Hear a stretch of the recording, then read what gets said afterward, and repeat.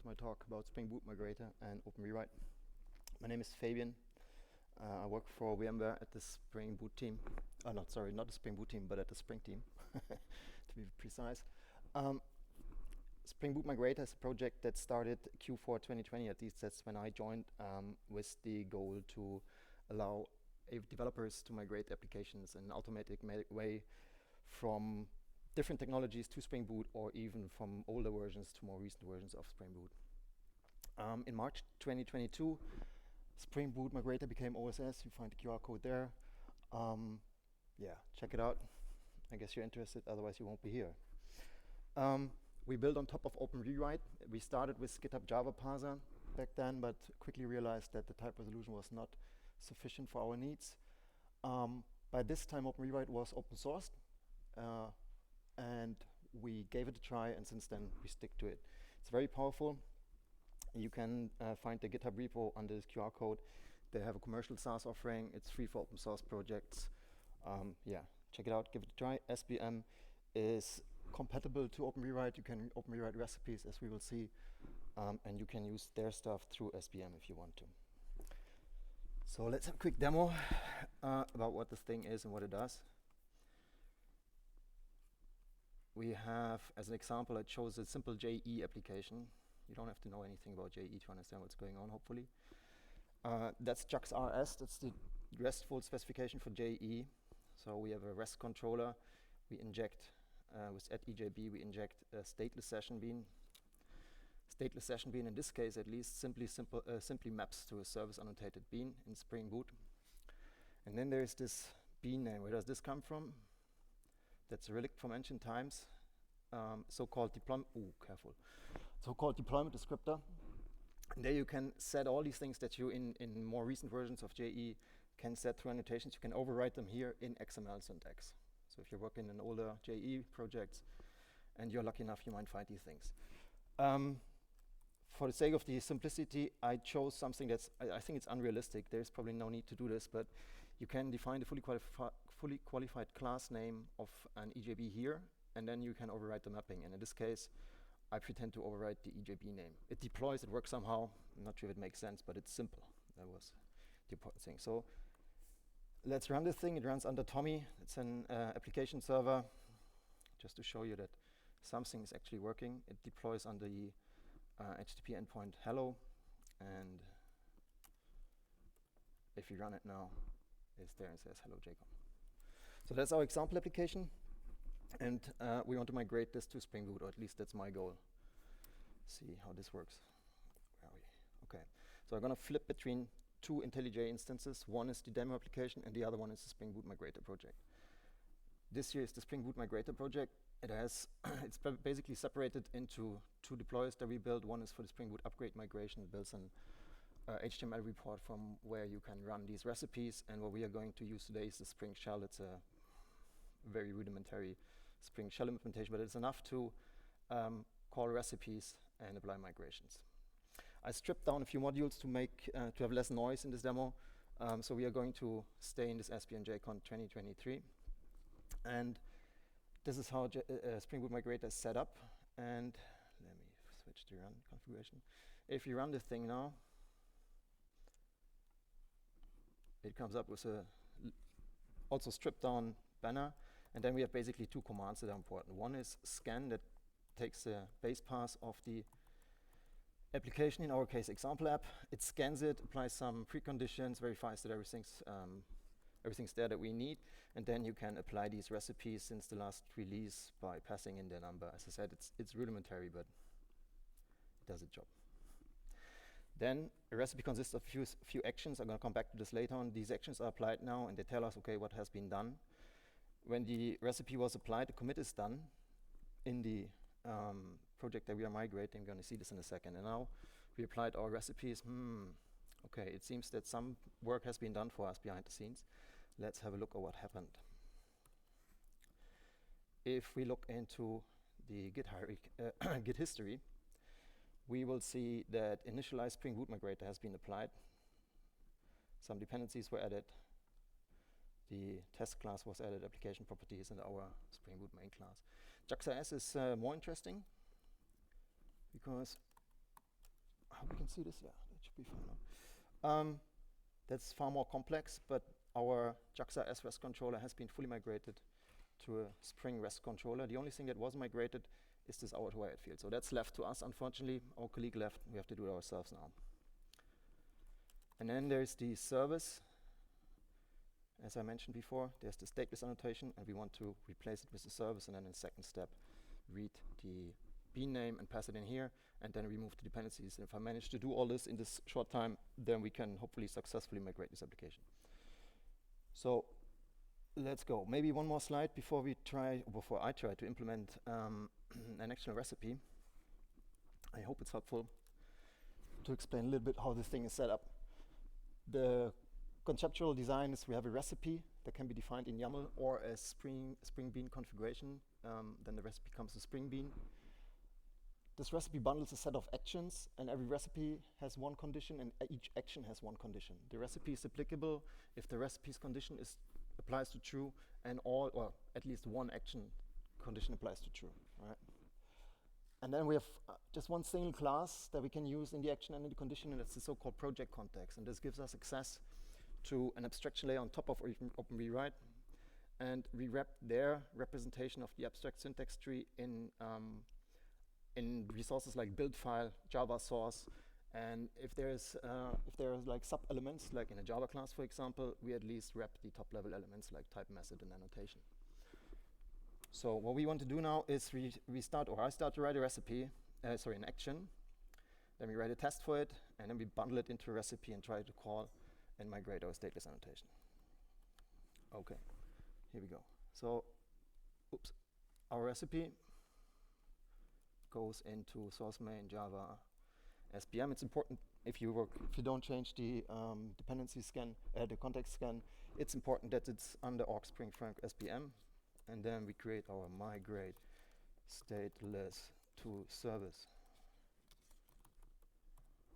Service action. There is a base class. In these cases, you want to extend for an abstract action and implement the apply method that takes the context. As I mentioned, we only have the context at hand. Method returns void, so all changes go through this project context, and when the method returns, the changes are reflected in the project context, and it's there only in memory. Okay. So what do we want to do? I said we can access some elements. We can access the project Java sources straight away. The application modules. An application module represents a Java Maven module, basically. A Maven module, not Java Maven module. And we have search. We're going to see this later on. So what we want to do, we want to run over the project Java sources. Stream over them. And then we want to access the types that are in Java source. Java source represents a Java file. Java file can have more than one class. So we need to iterate over the classes. And ask the Java source to give us the types. It's going to be a stream of lists, so we're going to flat map this. With list stream. Here it is. And now we know that we only have the types, and then we ask each type if it has the annotated with stateless. And if this is the case, then we can say, okay, let's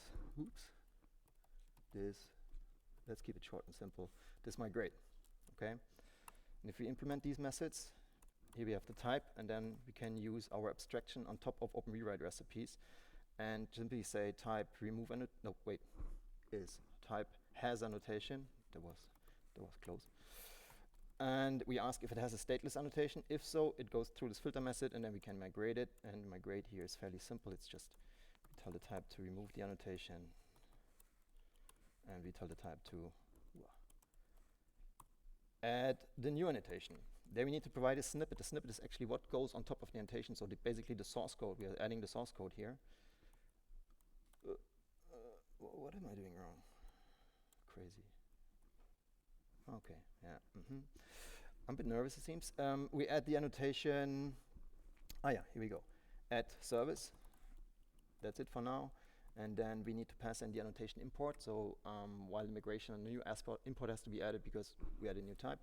This is our service fully qualified name. And if we would use other types inside our annotation in the attributes, for example, we would need to add more imports. We don't have this here, so that should be it. That's that's the probably simplest logic to implement replacing an annotation in SVM. How can we run this thing now? Let's start with a test. Yeah. Sorry, could you? Oh yeah, in the if. Oh, thank you so much. Oh, thank you so much. That was helpful. The test would have shown us, or probably compiler. Okay, so how can we run this thing? I would say we start with a test. Let's call this, yeah, that's fine. And first thing we need is some test data. What we are going to do, we're going to create a project context in memory. Wait, sorry, that was, oh, what did I do? Test data. I have so many live templates. Test data, that's what we want, right? We pass in the source code of the stateless annotated bean and expect it to be a service annotated Spring Bean afterwards. So let's start with a test. It is should replace, okay, I won't care for typos here, I will. Place stateless with service. You get the point, hopefully. Okay. Now we know we want to test the action, so that's easy. Let's create a system under test here. SUT stands for system under test, at least for me. You say new migrate stateless service. We have this, and now we want to call our system under test and pass in the project context. So let's pass in a context, and where does this thing come from? It's a bit complex to create. That's why we offer you I want to create a local variable.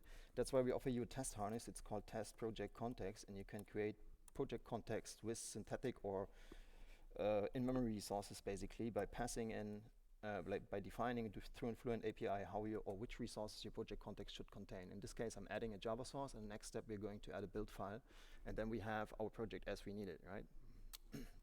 So our Java source is the given bean name, and then we could pass in the source for the project for the POM XML. Our test would get lengthy. In many cases, we just want to add a dependency, so the types can be resolved, right? That's really important. Otherwise, these recipes won't work.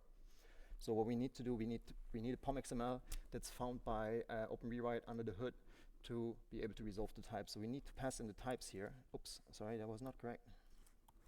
Where's build file? Now it should work, right? And we can pass them in as group artifact and version shorthand, and then they will be available for this test. Now we have the project context, we call the apply method, and if everything works well, then we should have a new Java source here. Access the list, I know there is only one, and I call print, and I'm gonna get the source code for the Java source. Let's keep this in a variable result. Oops, okay, I don't do this at home. We print it here so we see everything works, or if something doesn't work, what it was, and then we assert that import this guide. Okay, here we go. We say assert that result, oops, result is equal to, and then we had this expected up here, right? Okay, let's run this. Oh, semicolon.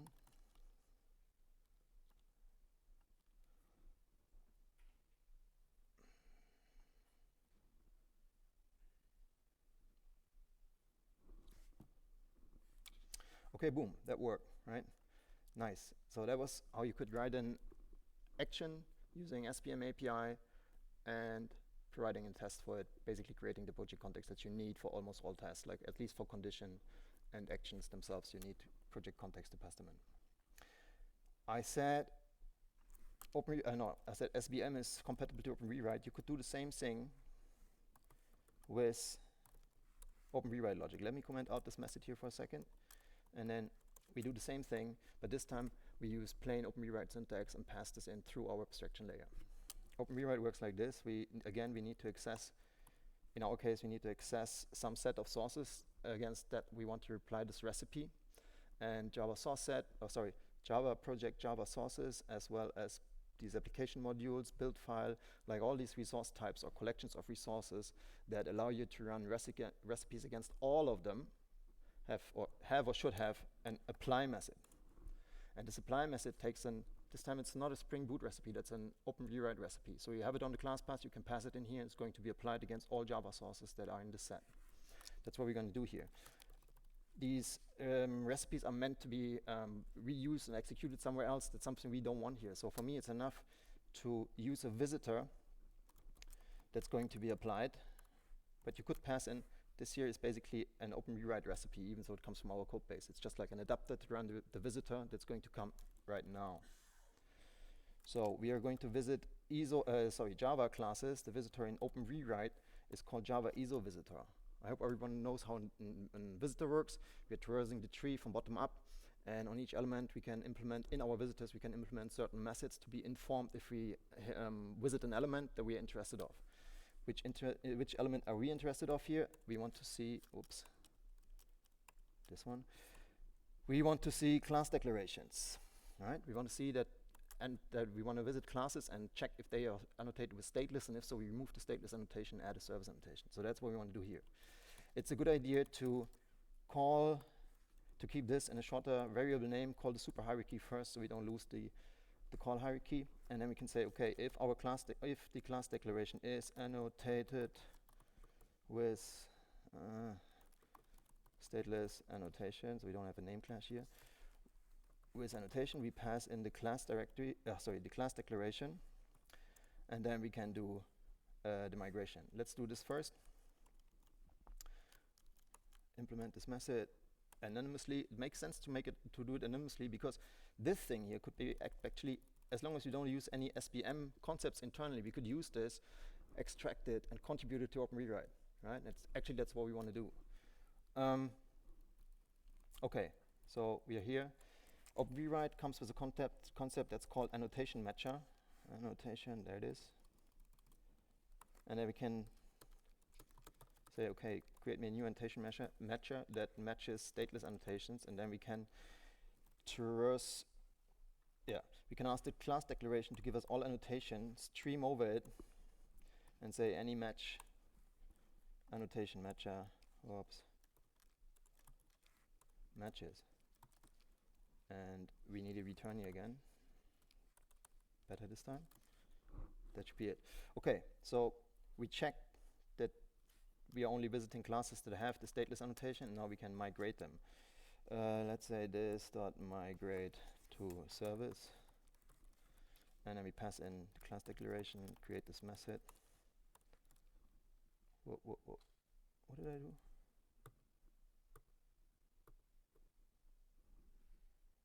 Migrate to service. Yeah, that's fine. And then create method. Okay, here we go. So now we need to migrate to service, meaning we need to remove the stateless annotation and add the service annotation, same as we did before, just with a different syntax. OpenRewrite has a concept of a do after visit, and it's going to visit the actual class declaration with other recipes. And there's one recipe which is called new remove annotation. So there is a recipe from OpenRewrite already that allows us to remove annotations on certain types. And we can pass in the stateless annotation here, and it's going to be removed in the next visit for this class declaration. We could have also extracted the visitor here, get visitor, and pass our class declaration into the visitor. I choose this way now. And then, now the annotation is gone. Now we say, okay, do visit, and this time we pass in a visitor, not a recipe, because I couldn't find a recipe in the current version that adds an annotation. And now have a look at the method signature. Now we need something, it's called a Java parser. I'm gonna come back to this in a second, so don't panic. We pass in a Java parser, not knowing where it comes from yet. The target is our class declaration, and the snippet, same as before, is our add service. We will need an import, which is our service fully qualified name. That should be it. Now back to the Java parser. Where does this guy come from? It's going to be injected, and I'm going to show a slide in a second, because otherwise I think it's hard to understand. So what we can do here, we can do auto-wired. This is not really a Spring Bean, but we're going to use, I'll show you in a second, right? But this auto-wired is going to be found by Spring, and we try to find the beans and inject them there. So you do auto-wired, and you have to do, at least until now, JSON ignore, because these actions, they're also created from YAML syntax, as we are going to see later on, and that's done with Jackson, and they shouldn't care for the Java parser. So this is it. Let's see if our test works.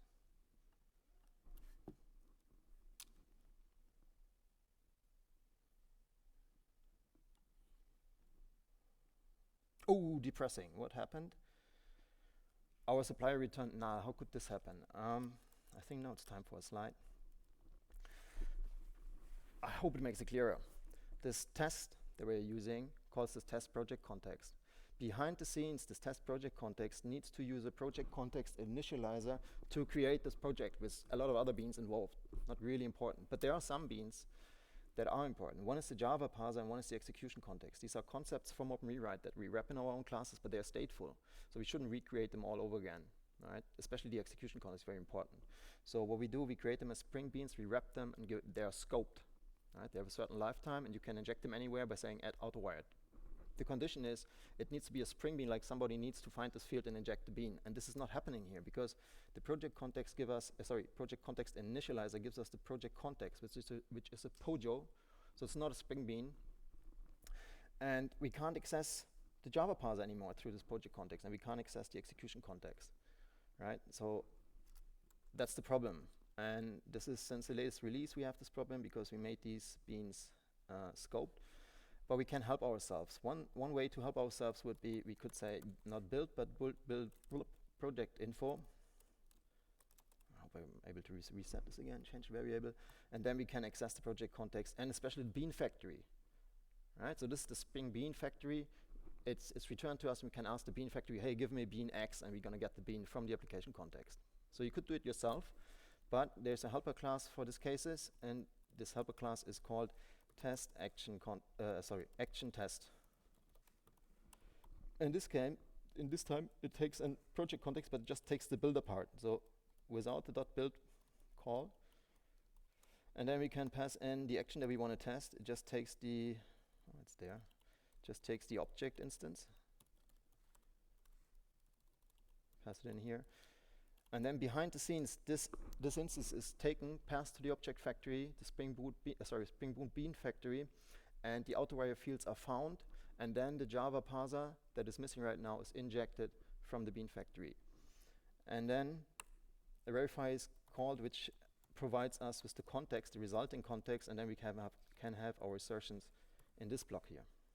Right? Remove these guys. That's happening behind the scenes. This goes up here. Remove, clean up. And then fingers crossed.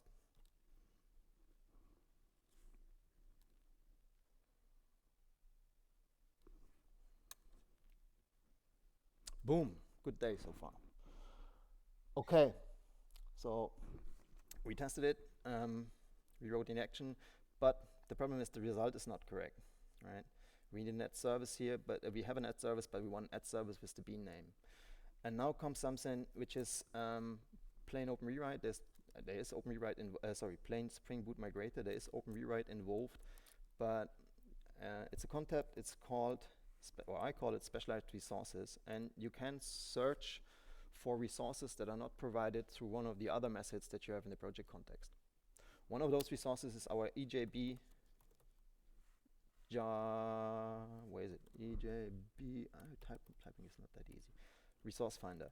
These finders, let's maybe quickly look into it.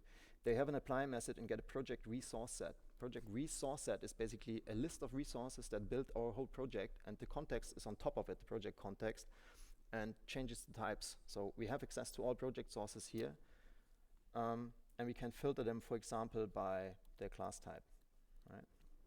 And then we get back an EJB jar XML, an optional, and if this is there, then we know, okay, there's an EJB jar XML file was found, and then we can say, okay, we deal with it. Therefore, we use this method, or I decided to use this method for now. Let's keep this code here, right? It's working, it's there, so let's do it in the else block. Maybe let's do some clean code and move it into its own method. All right, this is with OpenRewrite. Oh, I did something wrong, I guess. Okay, sorry, what's here? Ooh. Okay, once again. Do I need to? Okay, then let's leave it there. Let's have it in the else block now before I start crying. And then cut it here. It doesn't really matter. I tried to, right? I couldn't. Okay, so what are we doing here? In the if block, we know that the EJB jar XML is present. We don't do anything yet, so we pass it down into this method here and then deal with it later, further down the call hierarchy. Here we have the for each, where we deal with the types that we know we want to migrate. So this is the right place to pass in this EJB jar XML, then try to find the same type in this XML configuration, extract the bean name, and pass it to the service annotation. Okay, so what we need to do is we need to type now, because we have 2 arguments. We need to change the syntax a bit. Here's our type, it compiles again, and now we add the EJB jar XML and say give it to me. Add the fix the migrate method, add the second parameter, and now we extract the method name from the EJB jar XML. EJB jar XML, what's special about it is it's a huge model, right? These deployment scripts, they're really, really huge, and I think 10 or 11 or so exist of them. So there's a lot of XML involved, and they all have schema files. So what we did, we generated an object model using JAXB to allow us to read this XML into the object model and then access it through objects instead of working with plain XML. And this can be done by get EJB jar XML. We get the root node to access this object model, and then, not sure if you maybe quickly have a look at the deployment script again, right? With the API right now, I'm traversing through this logic here. I have the Java representation for this XML structure, right? That's what we are doing. I get the enterprise beans. I get session message or driven beans. Here, our model lacks some type info. We stream over them. Could be not just session, but also message or entity driven bean, other types of beans. So we filter. Where am I? We filter and say only if this is a session bean type. Then we want to proceed. Not sure. And then we need to map it because we want to work with the session bean type. Session bean type class. We cast it. And then we have session bean types, and then we say, then we filter again and say session bean. Does this type, the fully qualified name of our type that we are trying to migrate here, does this fully qualified name match to the EJB class name information in this XML section, right? That's how we link them together. So get fully qualified name dot equals, where are we? sb dot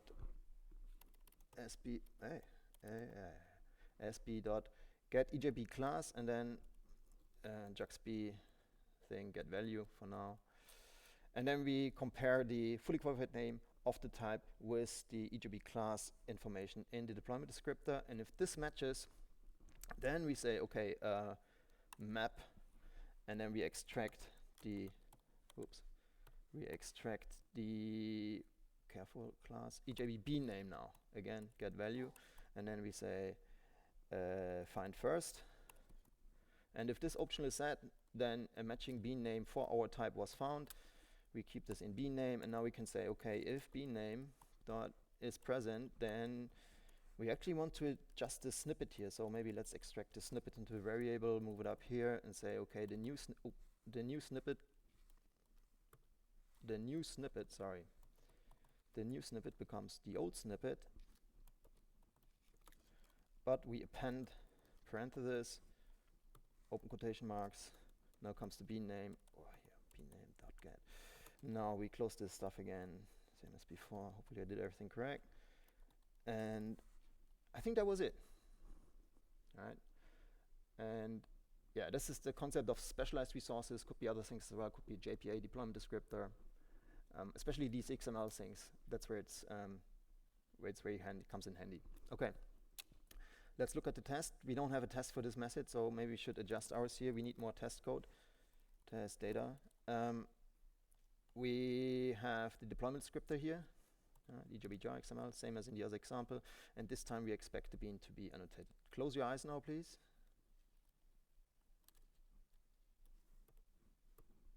Oh, what happened?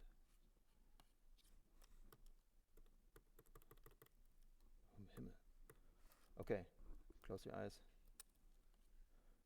I tell you when you can open them again. Okay, you can open your eyes again. I prepared another test where we can, same thing, but this time we pass in a project resource, which is obviously the deployment descriptor. We can pass at the pass in here. Source main, I have to be careful now. Resource main resources. It lives under meta-inf and has the name EJB-deploy, no, EJB jar XML, not deployment descriptor. EJB jar XML. So that's the path for our resource, and this is the code for our resource. Same project context, but this time with the deployment descriptor, and we expect a different result.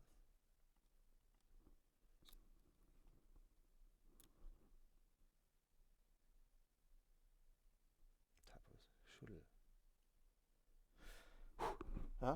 This works. Okay, so the thing is you have to configure this project context in an appropriate way with the minimum set of resources, and to avoid having to read from the file IO every time we did this in memory. Okay, that's great. We have tests for it. We have the action. Awesome, but how should we run this thing against our application? Therefore, we need a recipe. I mentioned we can have these recipes in Java or in YAML syntax. Let's start with Java for now. This is the migrate stateless to session. Wait, that was not correct. Stateless to service. Recipe. This is a Spring Bean configuration. Our recipes are declared as Spring Beans. It returns recipe here. This time it's the Spring Boot Migrator recipe type. And be careful that you have a different name for the method than for the class itself, otherwise you're going to have clashing bean names. Then our bean is called migrate stateless to service. Import this guy. Yeah. And then we can use Lombok's builder API to basically build a recipe and return. Yeah, don't forget to return this stuff. Return. And now we can declare how this recipe should be configured. They always need a name. This is the name that we see in the shell, and that could be migrate stateless. Let's keep it short now. There should be a description. That's what you see below. Description. Let's not waste time on these things. And an order. This defines where in the list your recipe is going to be shown. The lower the number, the lower it shows up. The higher the number, the higher it shows up. Let's take 20 here. It just should be. Yeah, I'll come back to this later. So what do we have? Name, description, order, and we need a condition. The condition, as I mentioned, defines if the recipe is applicable. In this case, we just say condition true, because the action that we add now will also have a condition. All right? We want to create our migrate stateless service annotation. Kaboom! No builder. Let's add the builder builder annotation here. So we have the Lombok builder. It's a good idea to have the all access constructor as well to allow Jackson to construct these things. And now we can say builder build. And we configure our action with a Fluent API as well. Here's our Java parser. As I mentioned, that's a Spring Bean. So we can have it as method parameter, and it's going to be injected for us. And what else do we need? We need a condition here. There's a dot too many. Come on. Oh yeah. We can have a condition here. Where are we? Java parser.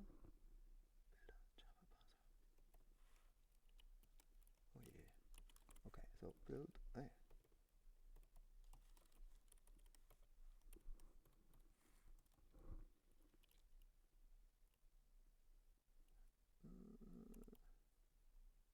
Java parser condition. What am I missing? Oh! I know what I did wrong. Sorry. Okay, it should be super builder because we need information from the abstract superclass. I'm sorry. Okay, there was a new problem I had. Okay, so super builder. Back to the recipe. I'm sorry. Here we were. And the problem was I couldn't find the setter for the condition because that comes from the abstract superclass. That was my problem. That was confusing me quite a bit. Okay, so the action needs a condition because the recipe itself is always true, and luckily there is an condition already existing, and this has type annotation. We again use a builder, and it just takes the annotation, and it checks if there's any type annotated with this annotation, and in our case that's stateless. So we only run this recipe if the action says, okay, I found anything with that stateless, otherwise I won't do anything. Let's clean this here up. This is the action builder. Build. Where are we here? There's a dot missing. That should be it. Okay. Hopefully that was correct. If I run this now in SBM, we should find a new. Oh, come on. This is not acceptable. we should find a new migrate stateless recipe. Let's give it a try. I'm using a trick here. You can start the SPM and provide a file on startup with an add parameter. So if you use Java, Spring Boot Migrator, add, in this case apply.text, then these commands will be applied and then SPM stops again. And to avoid too much typing, I will use this now. 10 minutes, okay. Did anything happen? Nothing happened. Why? Okay, so what happens? Spring Boot Migrator starts. It scans the example project. Hopefully everything is right. It finds the condition. It applies the, here's the description. You can see the things that we just added. That's the recipe name. That was the description. This is the action, and we didn't provide a description for the action. Otherwise, this would have been shown here. Right? And then you can combine as many actions as you want, and they're going to be applied sequentially. What happened in our application? Let's have a look. I would expect another commit. Here it is, and lucky this worked. Right? The B name was added to the annotation. Okay, so back to Spring Boot Migrator. I want to show you two more things that we need. Not much time left, so I'm going to hurry up a bit more. We also can define recipes in YAML, right? And this is very similar to what OpenRewrite does, just the syntax differs quite a bit. But as I mentioned, we try to be compatible. So what you can do, you can create recipes in YAML and declare already existing actions and conditions to something new. In our case, we want to replace the add EJB in the controller that injects the hello service. And we want to replace this with an add auto-wired. So the recipe could be called replace EJB. Let's keep it short and simple now. And luckily, I prepared something. So that's how the recipe could look like. Let's have a look at it. Again, similar to what happened in Java right now, we have a name, we have a description, the order, we have a condition. This time we pass in the fully qualified class name and maybe configure these conditions. That's all SPM so far. Then we have a list of actions, and for these actions, there's a specialized OpenRewrite declarative recipe adapter, which allows us to pass in the exact OpenRewrite YAML syntax to configure recipes yourself. You can find them in OpenRewrite, you can copy them. You need to take care that these recipes here are actually on your class bus, but then they will be applied, right? So if everything holds true that I'm saying, then we can run this thing again. It's going to find this recipe, apply the first one, and our EJB will be an auto-wired.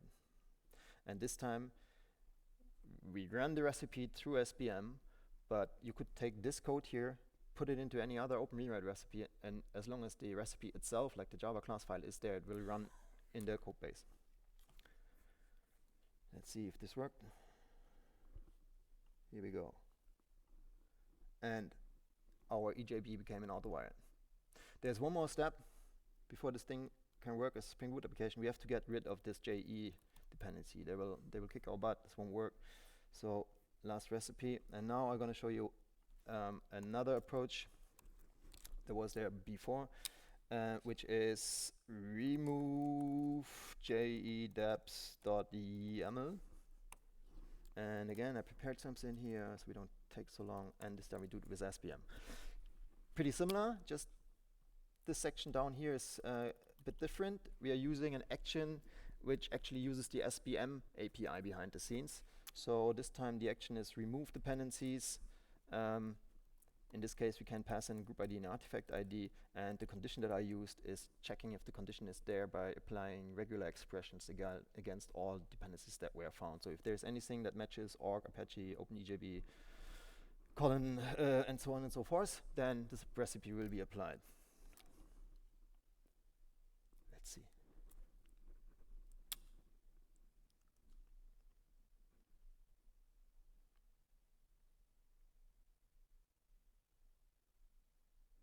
Boom. So good. Here we go. Wow. Okay, so the JE dependency has been removed. Let's see if the JE application is still working. Yeah, this won't work. Let's shut this down. So the support is free. This is a full-blown no, thank goodness, it's a full-blown Spring Boot application now. Let's see if it works.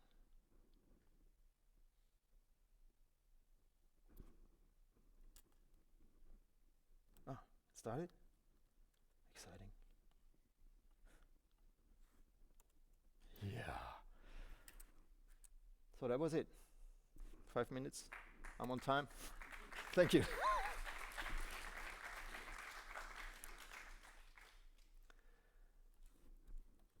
Oh, wait. Thank you. Time for questions, if you have any. Now's a good time.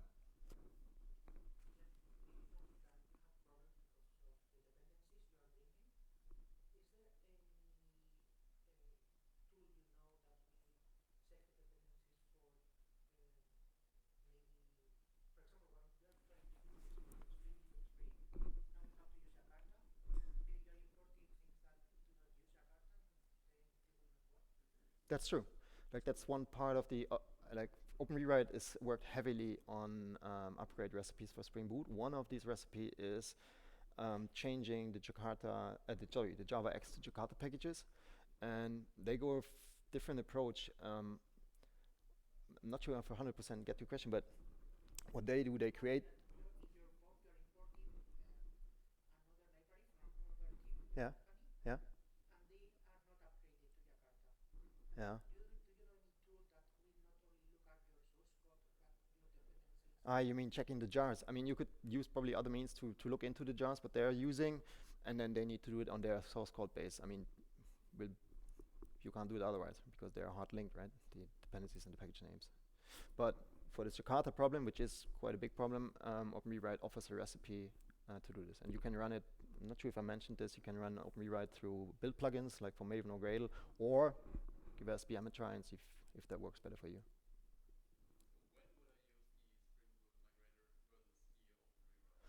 That's a valid question.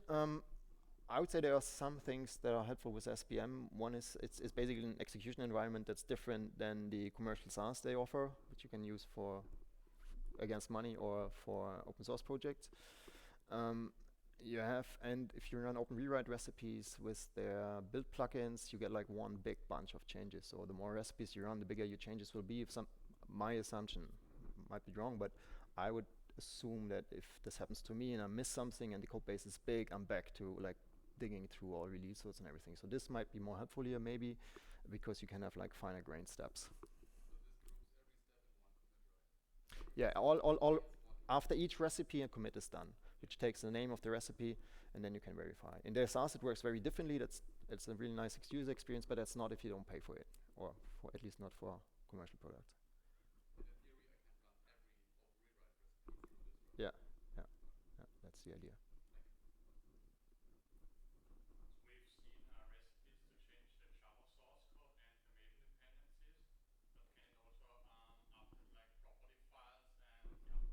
Yeah, yeah.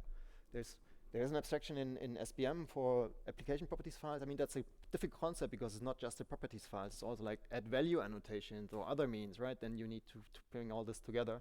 I've been on parental leave for quite a while, so actually, to be very honest, I'm not sure what the current state is in OpenRewrite, but I think they also provide some visitors now that take care for this. So you change a property and it looks for add value annotations, try to change it there. I'm not 100% sure what the state is, but they're aware of this problem. They've been working on it.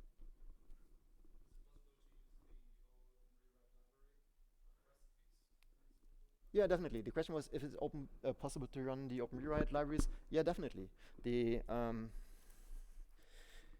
YAML recipe that we had, that only worked because I mean, give me a sec. Let's not get nervous now. This is basically, that's an OpenRewrite recipe. Plain, like, right? It comes from the jar. We didn't do anything with it, and we just run it here. And you can do that. Yeah. Same, if you want to do it on Java source code level, right? I mean, I know this was very quick, my presentation. I'm sorry for that if it was too quick. What is, okay. I can't see it anymore, but you can see it. This is wrong. Can I switch here? No. Not sure if you remember, I've been using this generic OpenRewrite recipe adapter, or I think that was the name what it was, where it was passing in this visitor right? If you have an OpenRewrite recipe as Java type on the class path, you can pass this in. That will work. Any other questions? Okay, cool. Thank you for being here. You can find me outside. I have to take the train soonish, but open for questions and conversations. Thank you.